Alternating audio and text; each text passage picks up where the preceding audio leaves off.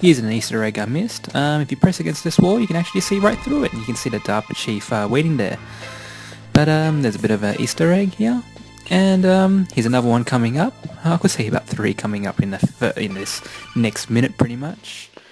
If you just crawl through these ducts, you can actually see one of the reoccurring characters in the Metal Gear series, Johnny. Oh, kinda damn cold. I hate Alaska. Yes, that woman is built like That woman's pixels. built all right. But he's pretty much a recurring character. That he's the sort of Starscream of the Transformers of Metal Gear, I should say, or the James May of Top Gear. He's just sort of like the guy to pick on throughout the whole series.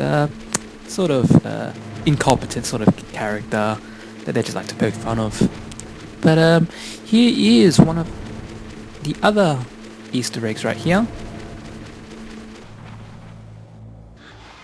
Is that a woman? Obviously, Sneaky's always surprised that he sees a woman, so how about suddenly I just decide to run back a little bit, go out of the vent, then let's go back in.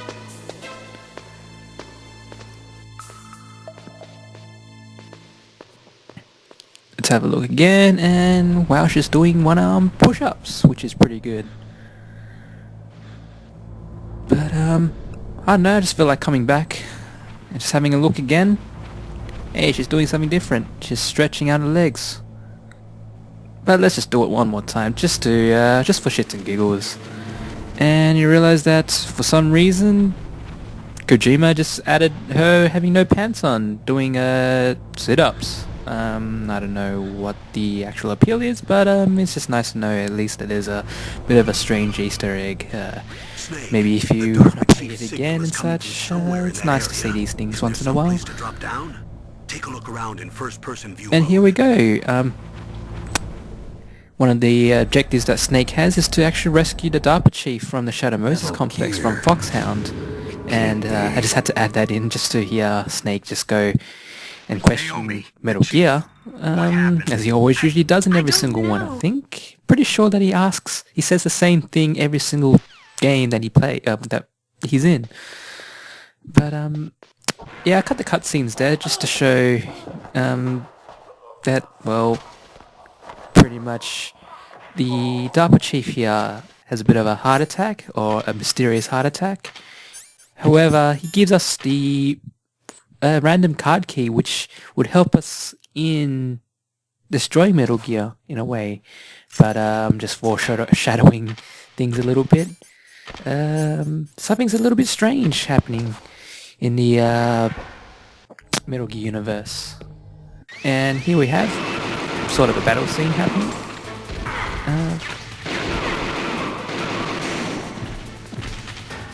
What are you waiting for? Shoot!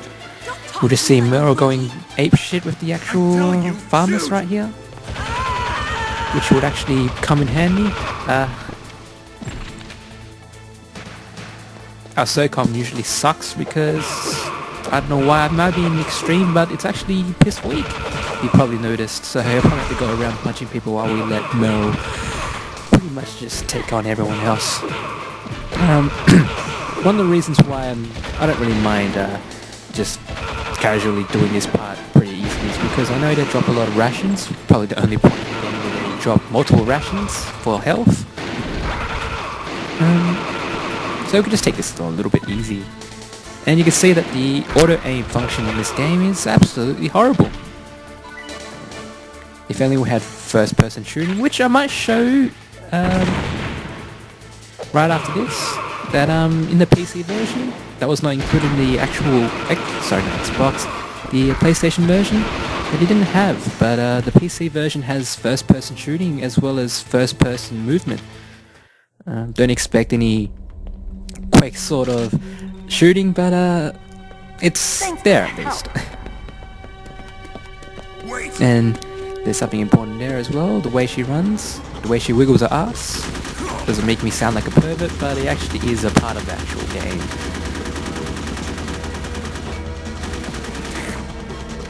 And I just like to add this part because I just like seeing Psycho Mantis actually in that trench coat. His first appearance in the game. first playing this game, I remember going, what the hell is happening here? Expecting this to be, you know, sort of realistic, sort of video game, but obviously it's got, I was thinking that it's got ghosts and random paranormal shit happening, but you know, yeah, it's a game, and he's probably one of the more memorable characters of this video game anyway.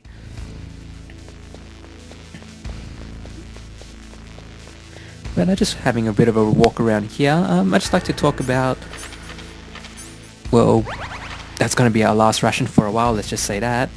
As well as I sort of muck around with the first person view here. Actually it's coming up in a few moments time, just coming in and having a look at Johnny. Usually it's censored. I think in the PlayStation version, if you look down on him, he's completely pixelated, but I don't know, for the PC version he's not. Here we go. So I'm just walking around right now, having a shoot, and that's where it is at. Not the exact most handy thing, but again, it's just there. Why not? Now, one of the things that the DARPA chief actually did say was that the Kenneth Baker, one of the other hostages that the Foxhound group have captured, is actually down in this basement floor. Says that he might be in a room around here that might be covered up, cemented over, which probably doesn't sound like a great idea when you think about it. I don't know how anyone gets in or out, but it just makes things a little bit inconvenient for these people. But I don't know, I'm not these smart sort of supervillains, so I don't know how they think, but whatever works for them, that's great. But we'll just pick up some explosives right here, which we would use. Now, to find these doors, usually you can have a look. That's a bit of a clue to see what wall is different. As well as you can always knock on the door, or knock on the wall pretty much, and you can hear there's a bit of a difference to see what's hollow and what's not.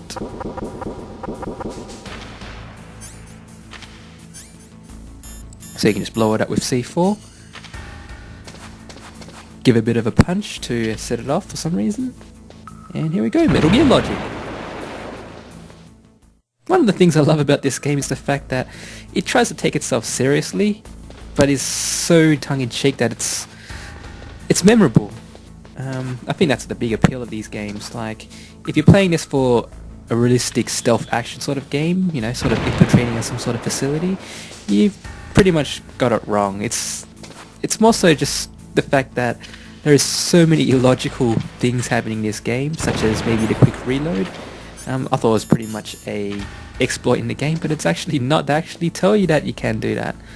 Just re-equipping and unequipping your gun reloads it straight away, instead of having the whole long reload animation. And here's our very first boss, Revolver Ocelot. Now, obviously he carries around a single action army pistol. Pretty crappy ass pistol, but at least in the Metal Gear Solid 3 he had two, but in this one he's just carrying around one. Maybe his old age can't comprehend the fact that he's got two guns anymore, but he has this bad habit of reloading in battle, such as, oh sorry, I sort of dropped the hostage there, but it doesn't really matter.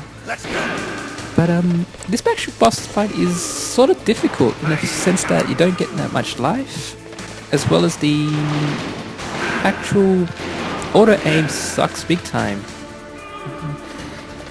I played this boss on Twin Snakes, and let me tell you that the Twin Snakes boss fight here is an absolute joke, just for the fact that you can sort of aim properly. You got first person aiming, as well as you got trank shots, so you just give him 2 headshots and he's already dead pretty much. And I fucked up here, sorry guys. But here's a more competent run. The trick with this guy is to make sure that you sort of always, sometimes stay on one side. Let him sort of run into your shots. If you chase him around, you never get a shot in. And just make sure that you keep moving, because those bullets will bounce around corners. I think they're pretty much auto aiming if you stand in one spot all the time. And every single time you reload, just make sure you find a good spot and give him a you know, just to give him a bit of a pop up your SOCOM there.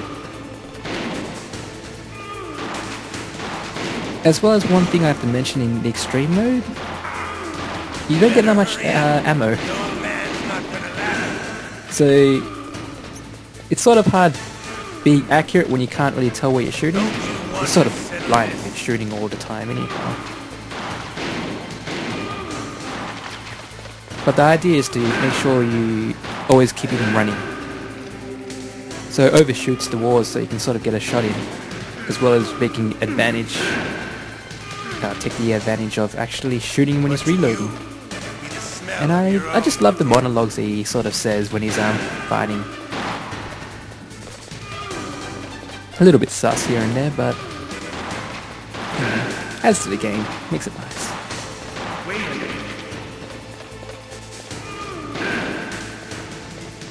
Again, I must stress the fact that yes, you don't get that many, you don't get that much health when it comes to fighting bosses, and usually I think in these runs coming up, I rarely get any rations anyway, so I'm pretty much on one-hit deaths for the most of the game.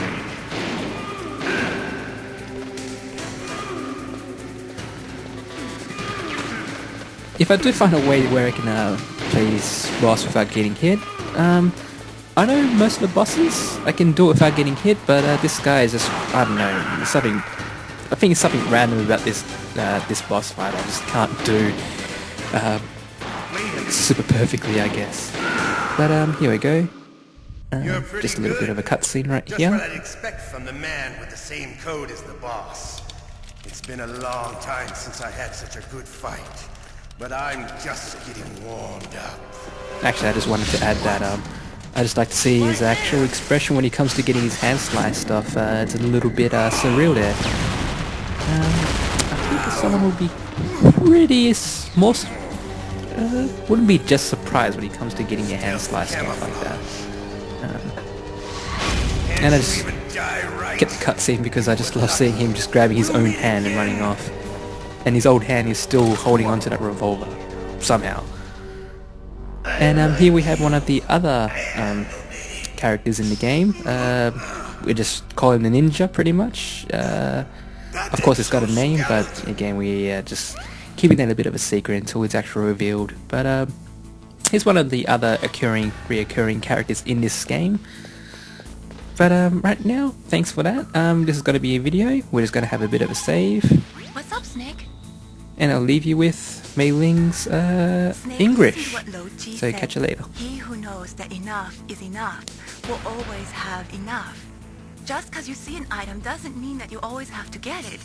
If you don't really need it, think twice before you stick your neck out. It might not be worth it.